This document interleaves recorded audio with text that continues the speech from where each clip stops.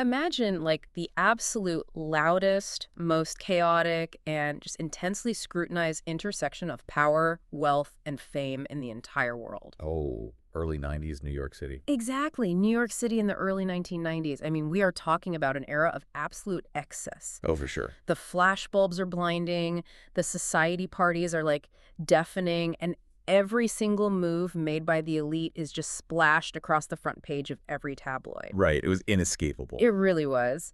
But now I want you to imagine finding a hidden, almost entirely forgotten pocket of absolute silence right in the middle of all that chaos. That's the contrast that makes this so compelling. It really is. Today we're exploring a brief collision between two people, way before they became the monumental, unavoidable, global icons that you know today.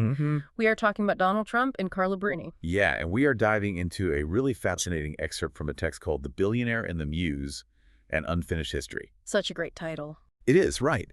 And what makes this particular source so compelling is how it fundamentally reframes our understanding of, well, highly publicized lives. How so? Well, we have this tendency, to view massive historical figures as these monolithic, fully formed marble statues. Oh, I like that analogy. Right. We look at their timelines and we just assume everything was inevitable. But this source asks us to look at the invisible cracks in the marble. The things we don't usually see. Exactly. The quiet, unfinished histories that take place just out of frame, but completely shape the people involved. And it's the perfect mission for today's deep dive, honestly, because when you think about these two specific names today, quiet is probably the very last word that comes to mind. Totally. It's the furthest thing from quiet. So let's set the scene exactly as the author presents it, just to give you a sense of the sheer scale of their worlds. It is 1991. Go. And Donald Trump is already this undeniable, loud force in American culture. Very much so. The text details how he's, in the middle of navigating this highly visible, high-stakes empire. He's expanding casinos in Atlantic City.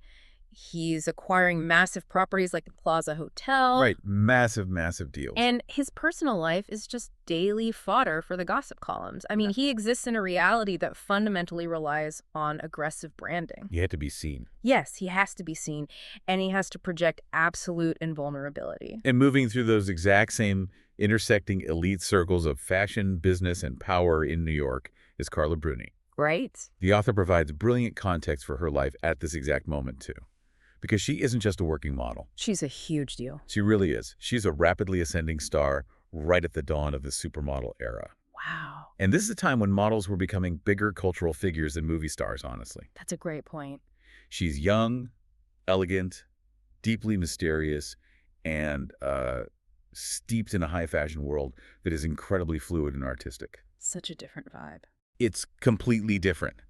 She is walking the runways for Gianni Versace and Chanel, traveling the globe, and living this fiercely independent kind of bohemian lifestyle. So they are two completely different universes colliding. Exactly. You have the rigid, hyper-competitive, aggressive world of New York real estate and finance on one side, Right. and the free-spirited, artistic, jet-setting world of European high fashion on the other. Two totally different atmospheres. But the text makes it explicitly clear that when they finally crossed paths, something genuinely clicked. Yeah, that's what surprised me the most. And the surprising fact here is that it wasn't some loud, dramatic spectacle carefully orchestrated for the paparazzi, right? Yeah, not at all. It was a very real, very grounded connection, which is almost unbelievable when you consider the sheer volume and the transactional nature of the world they were both operating in. That anomaly is the core of the author's argument, actually. It sets up a perfect framework for understanding how massive public lives often have these completely hidden chapters. We only ever see the loud parts, the headlines, the brand acquisitions, the global tours. The stuff that makes the news. Right.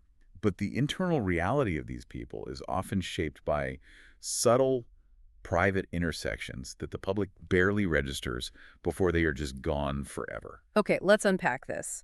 Because the way the text describes their actual connection is completely counterintuitive to how we typically think of celebrity encounters. Oh, absolutely. I look at their initial meeting like two completely different planetary orbits briefly crossing in the dark. I love that visual. Thanks. Like, this wasn't a dramatic, explosive meteor crash that lit up the night sky for everyone to point at, Right, right. It was more like this subtle, undeniable gravitational pull between two totally different atmospheres. They were drawn into each other's orbit, but they didn't immediately smash into each other. No, they didn't. They just circled one another, observing. What's fascinating here is that the source explicitly identifies curiosity as the primary bridge between those two contrasting lifestyles. Curiosity, yeah. If you analyze the psychological profile of a prominent billionaire in 1990s New York, especially one known for a highly complicated personal life and intense public scrutiny, well, the default mode of operation is almost entirely about leverage. Yes, exactly. It's about optics, strategic alliances, public relations. Every dinner is a negotiation. It's an inherently transactional existence. I mean, you expect two highly visible people in that era to get together because it benefits both of their personal brands. Exactly. It's a merger, essentially. Precisely. It's a merger. But the text doesn't describe a merger. Right. It describes genuine curiosity, which is a deeply vulnerable and highly unusual internal state for someone in that position. That makes a lot of sense. To be genuinely curious about someone from a completely different world requires you to drop your guard and step outside your own curated echo chamber. Which is hard to do. Extremely hard. Yeah. Trump was stepping outside the combative boardroom, and Bruni was stepping outside the insulated fashion house. The book beautifully contrasts this quiet, internal reality of their mutual fascination with the absolute deafening external noise of the city around them. Yeah. Finding a pocket of uncalculated curiosity in an environment that literally runs on self-promotion is profoundly rare. It really is. The text mentions they would have these quiet conversations just asking questions about each other's entirely alien lives. Just trying to understand each other? Yeah. It's like finding an empty soundproof room right in the middle of Times Square. That's a great way to put it. But the thing about gravity, and going back to that planetary orbit idea, is that while gravity might gently pull two bodies together in a vacuum, the atmospheric pressure is what eventually crushes them. Oh, wow. Yes. And in this situation, the atmospheric pressure was building at an alarming rate. The pressure wasn't coming from their private conversations, though. No. It's entirely external. Yeah. The moment they stepped out of those quiet, private spaces, they were hit by the full, unregulated force of the 1990s tabloid machine. Which brings us to the relentless panopticon of the press that the author describes. We have to remember what the media landscape looked like back then. Oh, it was a different world. Totally different. There was no social media where you could control your own narrative. The tabloids and the paparazzi had a total monopoly on the truth. Every single move was watched. Every single move, every glance across a crowded restaurant, every vague rumor was instantly magnified. The tabloids started running completely wild with speculation. Yeah, asking if they were secretly dating. Exactly. Was it a massive romance? Was she going to be his next wife? The author details how this speculation creates an immediate, crushing psychological weight. I can't even imagine. You have Carla, who is young, fiercely independent, and used to a certain level of artistic anonymity despite her fame. Right, she had some boundaries. Yeah, and then you have Donald, whose entire life is already entangled with a highly publicized, deeply complicated narrative of divorces and business drama. So much drama. So the media glare essentially acts as a hyper-accelerant on the natural frictions of those two different lifestyles. Here's where it gets really interesting, because the standard narrative we always hear in pop culture is that the media ruined the relationship. Right, you hear that all the time. That the press created drama out of thin air and destroyed a perfect bond. But I have to push back on the author's premise here. Oh, really? Yeah, I struggle with the idea that the media alone can starve a genuine connection. If their mutual curiosity was really that profound, shouldn't two incredibly successful, powerful people have been able to close ranks? That's a fair question. Couldn't they just fly off to a private island and ignore page 6? Did the media actually forge the wedge that drove them apart, or did the tabloids merely act as a magnifying glass that exposed the fatal flaw of their mismatched timing? That is the essential debate of this chapter, and it's a brilliant pushback. But if we connect this to the bigger picture, the source outlines a specific psychological mechanism that explains why they couldn't just ignore it. Okay, what is it? The media didn't just expose a flaw.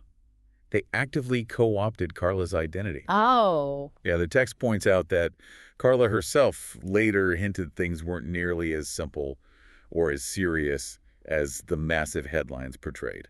The tabloids exaggerated it. Huge exaggerations. Yeah. The tabloids weren't just observing the relationship, they were writing a fictionalized high-stakes script and forcing the two of them to act in it. How does that actually work in practice, though? Like, how does a newspaper completely co-opt a person's identity to the point where it destroys a private bond? Think about the mechanics of narrative theft. Narrative theft, okay. Right. When a prominent tabloid prints a massive front-page rumor that you are secretly engaged Yeah. or that you're maneuvering for a piece of a real estate empire, you are suddenly no longer a young woman casually exploring a new connection. You become a character. Exactly. You are forced to answer for a timeline and a set of motives that you never agreed to. That sounds exhausting. It is. You have to manage a public relations crisis about your own private, undefined feelings.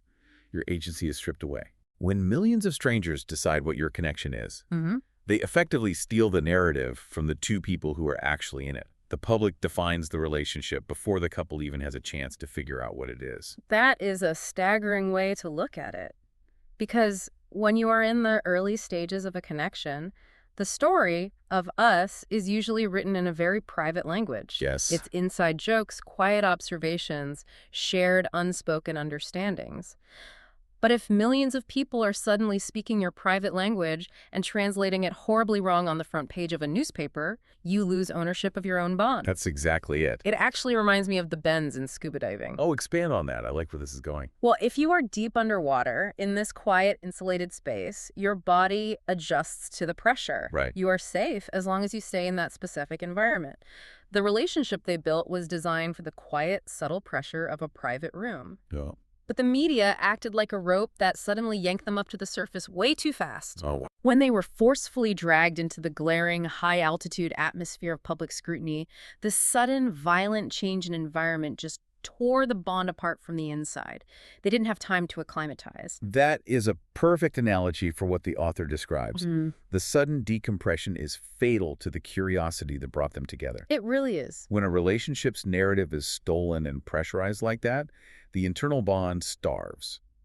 It never gets the necessary space to organically grow, make mistakes, or simply exist in ambiguity. It just suffocates. Yes, the external noise completely drowns out the quiet signal between them. And because they couldn't survive that rapid ascent to the surface, you would logically expect the end of the relationship to be this massive, explosive decompression. You would think so. A spectacular front-page tabloid fireball with thrown drinks and massive public statements. Right, a total meltdown. But one of the most surprising facts the author highlights is that the turning point was remarkably quiet. Very quiet. There was no massive fight. There was no scandalous betrayal to feed the press. It was merely a realization. The text points out that the connection simply ran its course and faded. They both recognized that the friction between their worlds, the sheer incompatibility of their daily lives, compounded by the relentless media, was just too great a hurdle. The author describes it as a tragic, silent distance that just steadily grew between them. To go back to the physics of it all, to me, it's like a fire that simply runs out of oxygen in a sealed room. Oh, that's a good way to look at it. It wasn't blown out by a dramatic raging storm or a hurricane. There was no chaotic event. The oxygen in the room just slowly depleted. Right. They used up whatever quiet space they had left until the flame couldn't physically sustain itself anymore. It just blinked out. This raises an important question, though, especially when you look at the trajectory of what happened immediately after that fire went out. We've just examined this incredibly quiet, undramatic, silent fade of a private relationship. But the author demands that we contrast that quiet ending with the incredibly loud, globally significant, history-making directions their lives ultimately took. Which is wild to think about. It is. The text asks us to hold those two massive realities at the exact same time. It is genuinely staggering when you lay out the timeline of their diverging empires. Yeah, let's look at it. So Donald Trump moves forward, continues to expand his empire far beyond New York real estate, dominates global television with reality TV, and eventually shifts the entire landscape of American and global politics. Massive trajectory. Meanwhile, Carla Bruni continues her own massive parallel ascent. She transitions from dominating the supermodel world to becoming a highly successful, critically acclaimed singer-songwriter. Selling millions of albums. Yes, selling millions of albums, and eventually marries Nicolas Sarkozy, becoming the First Lady of France. I mean, wow. We are talking about two of the most visible, high-stakes, globally scrutinized paths a human being can possibly walk. And that contrast is the ultimate synthesis we need to pull from the author's analysis. Right. When we look at two powerful lives moving in such massive historical directions, Those paths look entirely preordained in hindsight. They feel inevitable. Exactly. We assume the billionaire was always destined to navigate global politics, Yeah. and the artistic muse was always destined to become a global cultural icon and reside in the Élysée Palace. Right. But the text argues that these defining monumental trajectories are actually the result of these quiet, fading moments. Mm. If that fire hadn't run out of oxygen in that sealed room, if they had somehow decided to fight the media, merge their worlds, and stay together, the entire map of their lives is completely redrawn. Not just their lives, but potentially broader cultural history. Oh, for sure. The butterfly effect of that sealed room running out of oxygen is enormous. Looking at those two massive diverging paths naturally invites the reader to look backward at that exact fork in the road. That what-if moment. Yeah, and the source text leans heavily into this in its final chapters. It brings us to the ultimate historical what if. The climax of The Billionaire and the Muse is entirely built around those unresolved questions. Like what? What if the timing had been just slightly different? What if they had met a decade earlier, before the empires were so rigidly built, or a decade later? Oh, that changes everything. Or what if the 1990s tabloid culture hadn't been so rabid, and they were allowed to simply exist in their quiet curiosity without the whole world watching? Would their story have evolved into a permanent partnership that fundamentally changed the trajectory of both of their empires? Right. Or was it only ever meant to be a passing, fleeting moment of mutual fascination? And, the author purposefully doesn't provide a definitive answer, because there isn't one. No, there can't be. But the core message the text leaves us with is profound. Sometimes the most powerful, influential love stories are the ones that never actually come to full fruition. Yeah. The unfinished nature of the story is precisely what gives it its enduring weight in the background of history. So what does this all mean?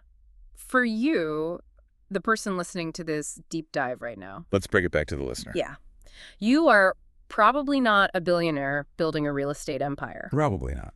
And you are probably not a supermodel destined to become the First Lady of France.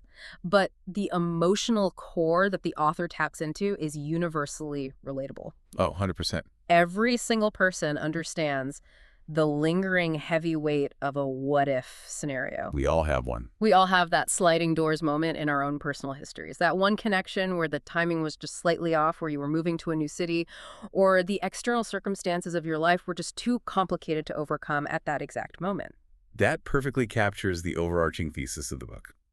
The author asks why these specific unfinished stories stay hidden in the background of our lives, yet retain so much emotional resonance. Why do they? It's because human nature fundamentally demands conclusions. We really do. Our brains are wired to close the loop. We want the clean ending. We want the marble statue fully carved and polished. We want to know how the movie ends. Exactly. An unfinished story defies that psychological demand. It leaves an open loop in our minds that we can never quite resolve. It refuses to be categorized as a massive success or a catastrophic failure. It just is. It exists in this permanent gray area. Precisely. And the text makes a beautiful counterintuitive point. A moment being short, intense, and then gone does not make it meaningless. That's a comfort, honestly. In fact, its brevity might be the very source of its power. Because it ended quietly, because it ran out of oxygen before the storm hit, it avoids the messy decline that so many long-term stories suffer. Oh, that's so true. It just remains this suspended, glowing ember of potential. It is entirely insulated from the wear and tear of reality. What an incredible perspective. Let's recap the journey we just took through this source material. Sounds good. We started by examining an almost unbelievable, quiet curiosity that sparked between Donald Trump and Carla Bruni, right in the middle of the loudest, most transactional city on Earth. Yep. We explored how the crushing weight of public scrutiny and the tabloid panopticon forced a rapid decompression, effectively stealing their own narrative out from under them. It's such a tragedy, really. And finally, we saw how a silent, undramatic fade preceded two massive, globally recognized legacies. The author reminds us at the very end of the excerpt. Sometimes, the love that almost happened is the one that alters your trajectory the most, precisely because it leaves you wondering. As we wrap up, I want you to consider for a moment why unfinished stories hold such immense power over us. The text suggests that we romanticize these almost relationships, precisely because they faded away. They didn't have time to get ruined. Exactly, because they never had the chance to survive the mundane day-to-day realities of life, the arguments over schedules, the friction of actual shared living, the inevitable compromises they are allowed to remain perfect. They remain untouched, permanently suspended in a state of what if. It begs a fascinating question. What unfinished history is quietly sitting in the background of your own life, invisibly shaping the path you walk today? What a haunting and beautiful question to leave on. Thank you so much for joining us on this deep dive. Next time you look at a monolithic public figure or a seemingly solid marble statue of history, remember to look closer for the invisible cracks. Always look closer. Look for the quiet, unrecorded moments that almost changed everything. Until next time.